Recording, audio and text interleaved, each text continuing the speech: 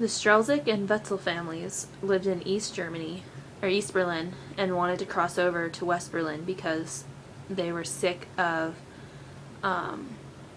the East German officials spying on them, and they didn't feel safe. So they decided to build a hot air balloon and cross from West Germany, or from East Germany to West Germany. The first time they built it, they pretended they were members of a camping club and went and bought a lot of fabric to use for their tents, supposedly, and used the fabric to build the hot air balloon. But once they tried a test run in the fort in the woods, the fabric proved to be too flimsy and wouldn't work. So then they had to travel further away to a different, altogether different town, where they purchased a lot of taffeta, which is another type of cloth, and they said they were part of a sailing club and they were using it to build the sails for their boats. They returned back to their houses in East Berlin, where they used an old sewing machine that was powered by a foot pedal, and they rebuilt the balloon with the taffeta.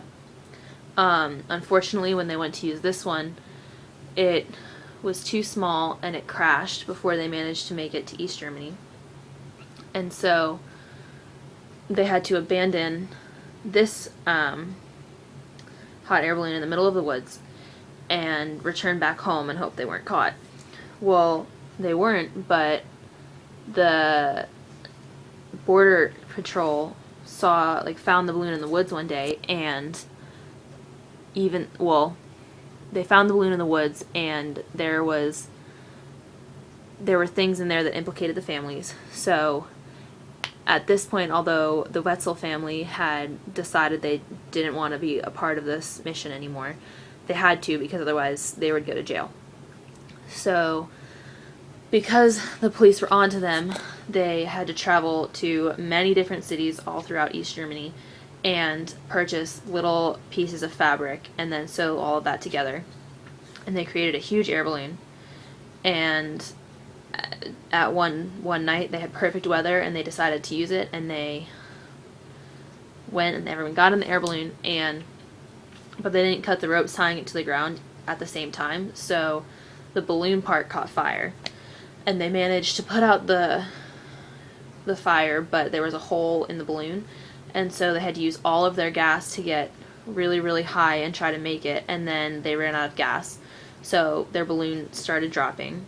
But because it was so big, it acted as a parachute, and they came down kind of slowly and landed in a forest, which actually happened to be on the west side, so they made it.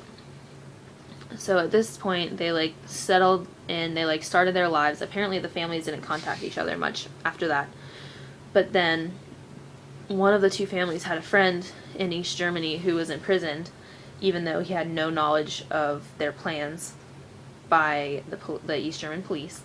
And they later released him, and he traveled to West Germany, and the family took him in, and they basically took him in, and he lived with them and everything was great. But they didn't know that the East Germans had released him, their friend, so that he could be a spy for them on these two families.